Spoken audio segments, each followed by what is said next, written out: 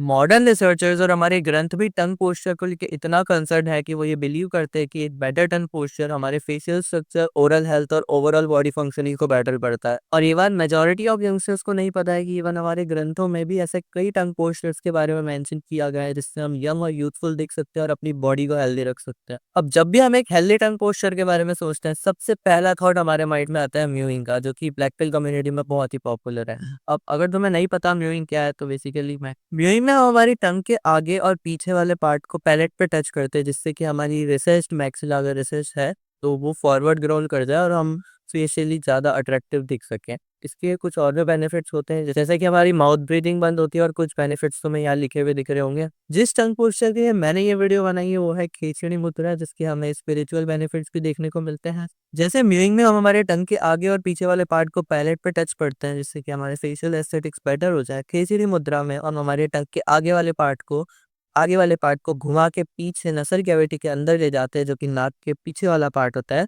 उसके अंदर ले जाके हम उसको होल्ड करते, जो करना सबके बस की बात नहीं है। बहुत ही कुछ सिद्ध योगीज होते हैं जो इसको अच्छे से परफॉर्म कर पाते हैं, और कुछ लोग तो पता नहीं कैसे कैसे स्टेप्स अंडर वो कर लेते हैं इसको परफॉर्म करने के लिए। बट मैं तुमको बताऊंगा किस तरीके से तुम नेचुरली इसको अचीव कर सकते हो। तो अगर तुमने आज तक कभी नहीं किया, तो स्टार्टिंग में तुम अपने टंग के आगे वाले पार्ट को घुमा के पैलेट के पीछे एक सॉफ्ट पार्ट है वहां पे ले जाके होल्ड कर दो।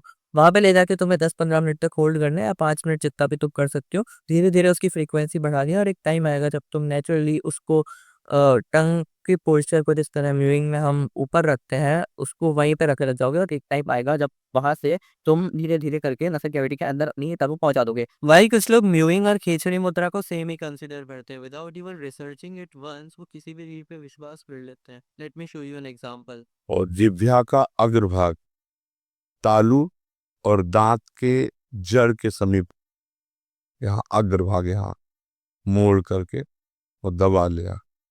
ना दांत में दांत जुड़ा है, थोड़ा अंतर आया है।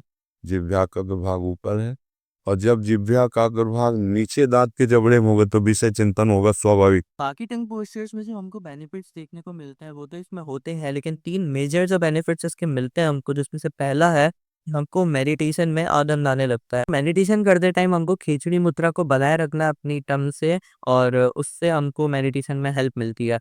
नंबर सेकंड बेनिफिट जो इससे होता है हमको, वो है हम हमारी भूख और प्यास पे कंट्रोल कर सकते हैं। माना जाता है कि जो ऋषि मुनि जो संन्यास लेने के बाद बिना खाए पिए सालों साल जी लेते थे, उसका रीजन खिचड़ी मुद्रा है। नंबर थर्ड बेनिफिट जो हमें इससे मिलता है कि हमारे ग्रंथों में ये माना जाता है कि हमारे मस्तिष्क से कंटिन्यूअसली कुछ अमृत की बूंदें टपकती रहती है, जो कि हमारे नाभि वाले एरिया में जाके डिस्ट्रॉय हो जाती है, खत्म हो जाती, नष्ट हो जाती है।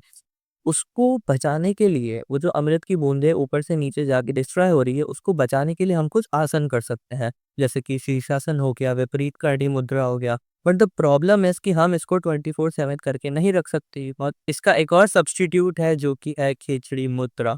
हाँ, खिचड़ी मुद्रा को परफॉर्म करते टाइम वो अमृत की बूंदें हम बचा सकते हैं। अब मैं तुम्हें ये तो नहीं कह सकता कि इसको अगर तुम कंटिन्यूअसली परफॉर्म करके रखोगे तो तुम अमर हो जाओगे, because death is inevitable. But मैं तुम्हें ये जरूर बता सकता हूँ कि अगर तुम इसको कंटिन्यूअसली परफॉर्म करके रखोगे, तो अगर तुम एजिंग की प्रॉब्लम से सफर कर रहे हो तो उसको तुम सॉल्व कर सकते हो। ऑल्सो तुम एक यंग और हेल्दी लाइफ जी सकते हो। अगर अभी तक तुम इस वीडियो पे थे तो यार thank you so much for watching. इस दुनिया में जहाँ लोगों के आर्टिक्स इंस्पायर इतने गए दिखते हैं, उस दुनिया में आई फाइंड सम पीपल जो कि इतने 2-3 मिनट जितने की भी है उसको यहाँ तक देखा है या फिर स्किप करके जैसे भी आया। Thank you so much.